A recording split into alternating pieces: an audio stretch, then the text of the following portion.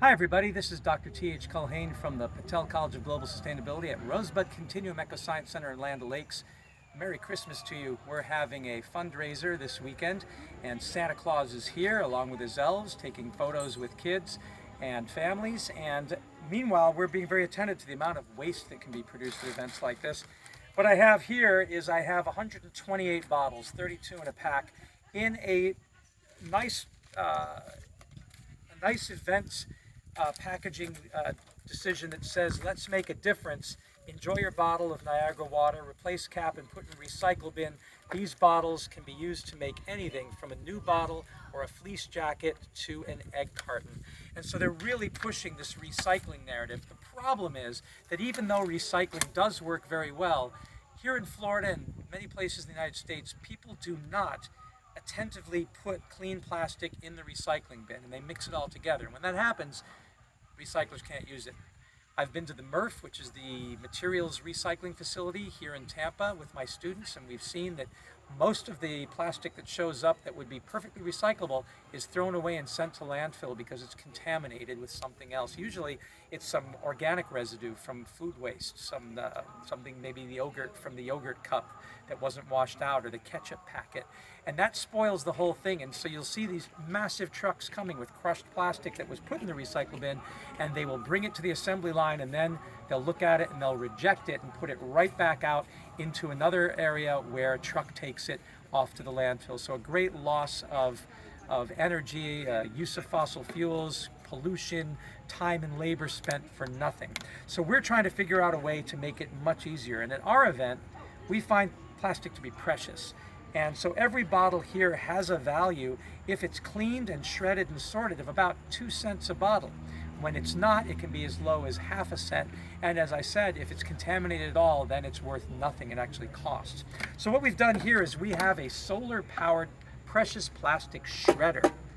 And we are taking 128 bottles that we have been using at the event, and it takes up that much space.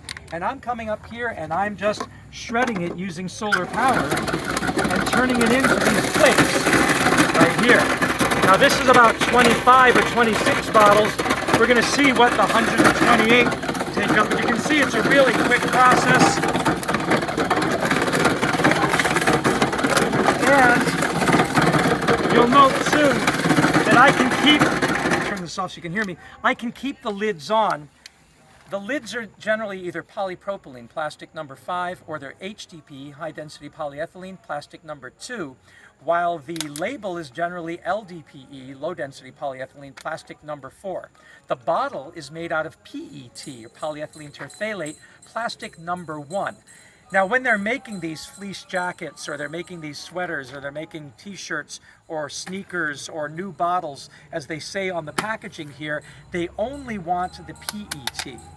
They want the separation of this, but it's, for the consumer, too burdensome to take off not just the cap, but that little ring around there. Now, new manufacturers, particularly in Germany, are pushing in the EU for a law that makes it so the cap stays on with the ring and can be pulled off at once. Otherwise, you have a contaminant here of a different type of plastic.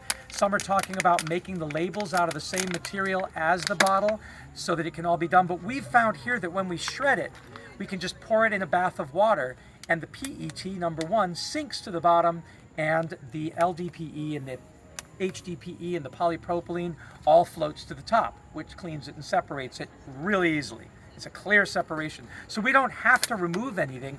All we have to do is shred it. And that's the great benefit. And we want every school and every institution, every library, every community center to have a shredder. They can be much bigger. Some are 2-axis shredders. This is a single-axis shredder. And you can just dump stuff in. And you can really shred all of your plastic, including things like plastic bags and chips bags and even lollipops.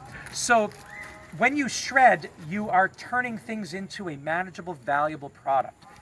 And when you're using solar energy to do the shredding, it's a whole lot easier.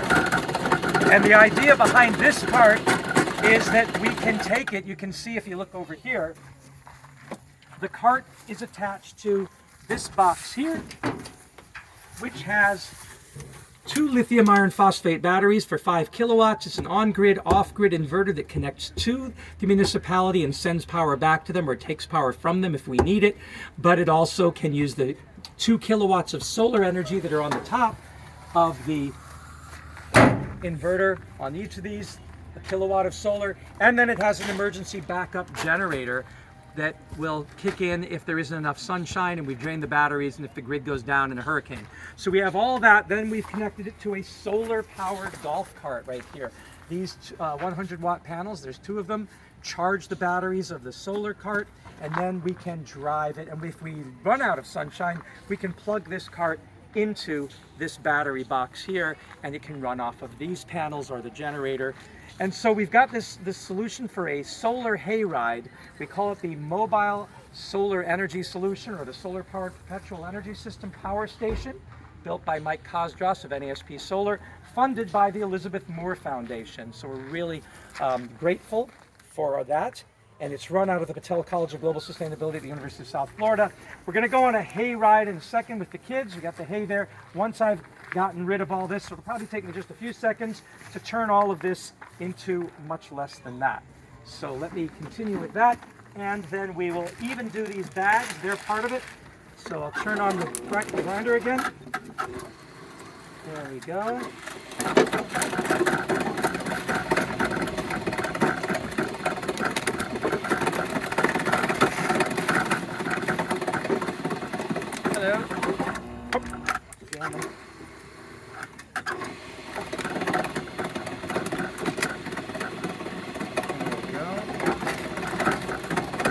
And you don't need to see me go through this whole process. I think you get what I'm doing.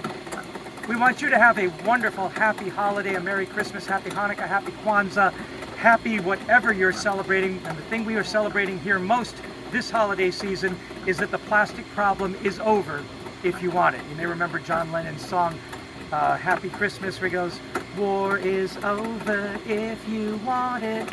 So this is Christmas, what have you done?" Well, this is what we're doing. We're ending the war on our environment through plastic waste by making all of our plastic precious plastic.